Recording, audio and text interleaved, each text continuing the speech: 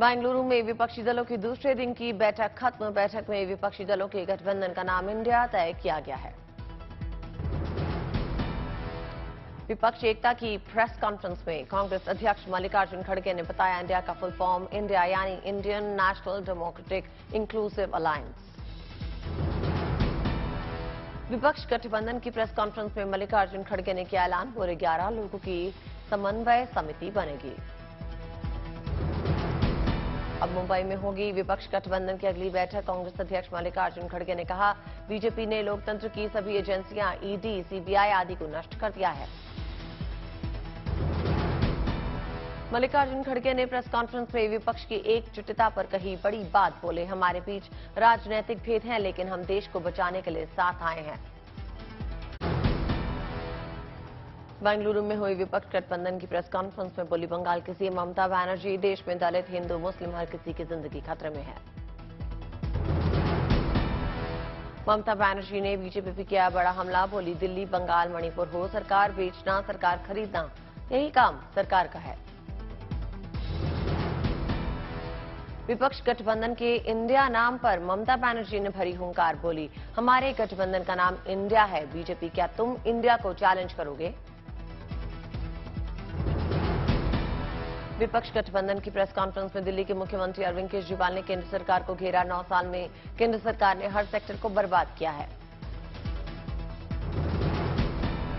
विपक्ष की पीसी में राहुल गांधी ने कहा, आज देश की आवाज को दबाया जा रहा है। राहुल गांधी ने इंडिया नाम रखने की बताई वजह। बोले, लड़ाई एनडीए और इंडिया के बीच है, मोदी और इंडिया के बीच में है। महाराष्ट्र के पूर्व सीएम उद्धव ठाकरे बॉलीवुड अंदाज में कहते नजर आए, हम देश को बताने आए हैं कि मैं हूं ना, देश हमारा परिवार है। हम आपके परिवार को बचाने के लिए एकत्र हुए हैं। 2024 के आम चुनाव में बीजेपी को हराने के लिए विपक्ष के 26 दल एक साथ आए।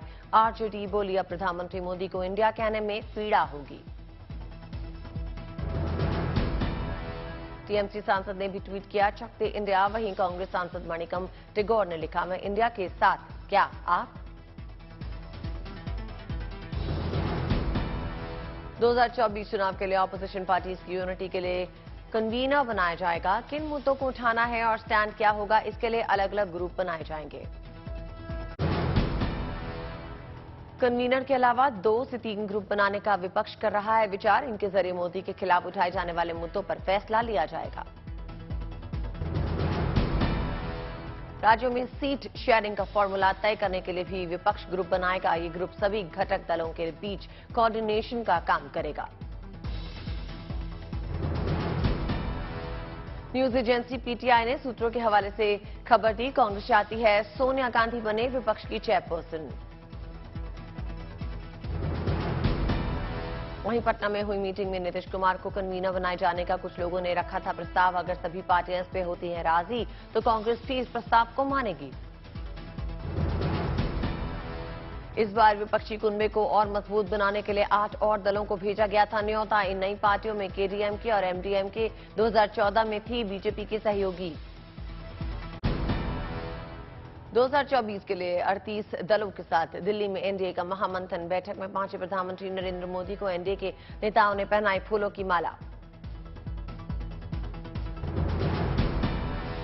एनडीए की बैठक में शामिल हुए 38 दलों के प्रमुखों से मिले प्रधानमंत्री मोदी। चिराग पासवान ने प्रधानमंत्री मोदी के पांव छूकर आशीर्वाद लिया।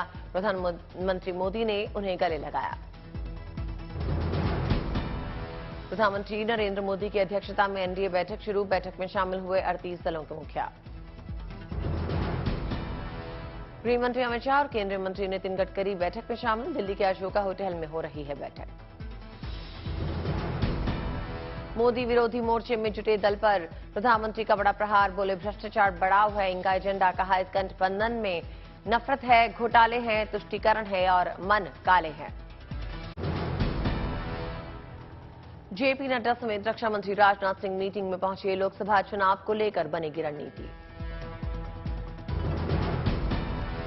एनडीए का कुनबा बढ़ाने में जुटी बीजेपी। विपक्ष के जवाब में 38 दलों के साथ एनडीए भी दिखाएगा दम। ढोल नगाड़े बजाकर साथ एनडीए की बैठक में शामिल हुए दलों का किया गया स्वागत। महाराष्ट्र के डिप्टी सीएम अजीत पवार और प्रफुल्ल पटेल को फूलों का गुलदस्ता देकर पहनाया गया शॉल।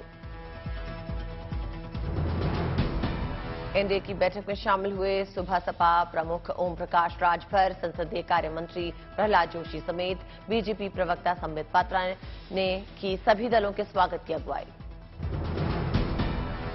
एनडीए में शामिल हुए लोक जनशक्ति पार्टी प्रमुख चिराग पासवान बैठक में शामिल, कहा लक्ष्य हमारा 2024 और 2025 के विधानसभा है, जिसके लिए एनडीए आगे बढ़ रही है।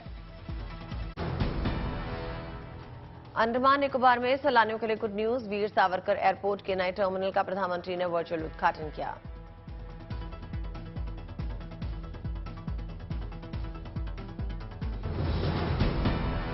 पोर्ट ब्लेयर के वीर सावरकर इंटरनेशनल एयरपोर्ट का नया टर्मिनल 40,800 वर्ग मीटर में फैला है। बनाने में लगे हैं 710 करोड़ रुपए।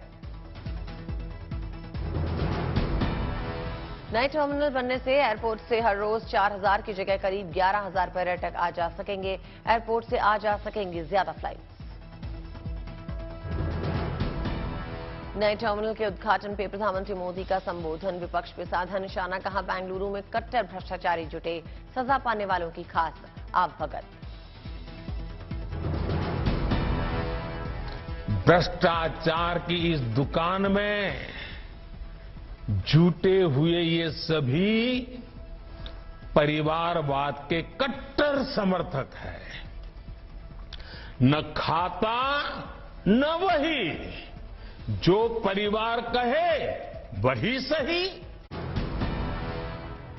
प्रधानमंत्री मोदी ने विपक्ष पर प्रहार करते हुए कहा पश्चिम बंगाल हिंसा पर इन लोगों की बोलती बंद हो जाती है।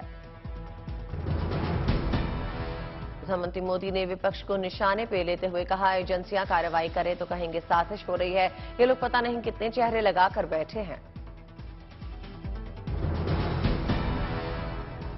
इनका कॉमन मिनिमम प्रोग्राम है देश का विकास रोकना, अपने कुशासन पर पर्दा डालना और अपने भ्रष्टाचार के विरुद्ध कार्रवाई को रोकना।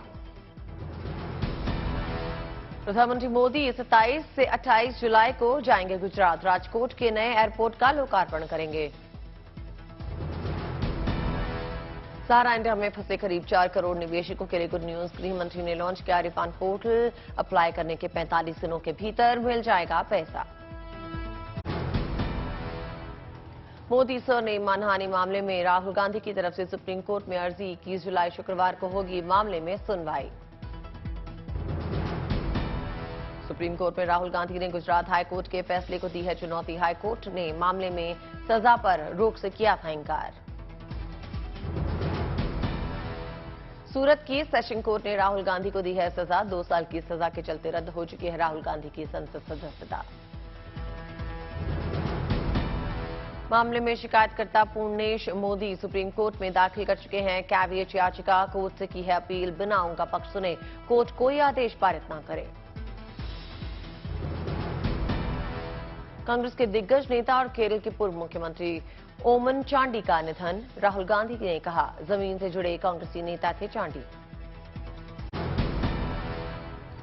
हिंडनबर्ग रिपोर्ट पर बोले अदानी ग्रुप के चेयरमैन गौतम अदानी, कहा रिपोर्ट के जरिए हमारी छवि खराब करने की कोशिश की गई।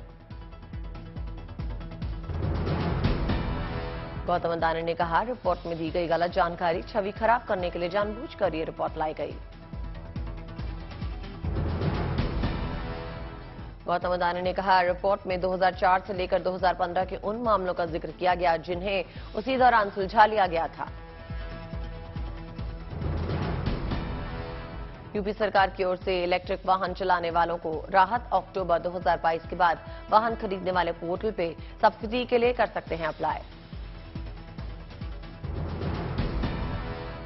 पहले 2 लाख 2 व्हीलर इलेक्ट्रिक वाहन को 5,000 रुपए की सब्सिडी। पहले 25,000 4 पहिया इलेक्ट्रिक वाहनों को 1 लाख तक सब्सिडी मिलेगी। यौन शोषण मामले में कोर्ट से ब्रजभूषण सिंह को मिली थी थोड़ी राहत। दिल्ली की राउस एवेन्यू कोर्ट से मिली अंतरिम जमानत। ब्रजभूषण शरण सिंह को कल तक मिली मोहलत, 20 जुलाई को सामान्य जमानत में होगी बहस। पाकिस्तानी सीमा हैदर और सचिन के पिता से आज फिर एटीएस ने की पूछताछ। इस बीच सीमा हैदर के सामने आए कई राज। सीमा हैदर का पाकिस्तानी पहचान पत्र भी जांच के दायरे में। यह पहचान पत्र 20 सितंबर 2022 में जारी किया गया था। एटीएस इस बात की जांच कर रही है कि कहीं सीमा हैदर को कोई गाइड तो नहीं कर रहा। सीमा के परिवार का जुटाया जा रहा है ब्यौरा। जम्मू कश्मीर में आतंक पर प्रहार, पुंछ में सुरक्षा बलों का साझा ऑपरेशन, 4 आतंकी ढेर।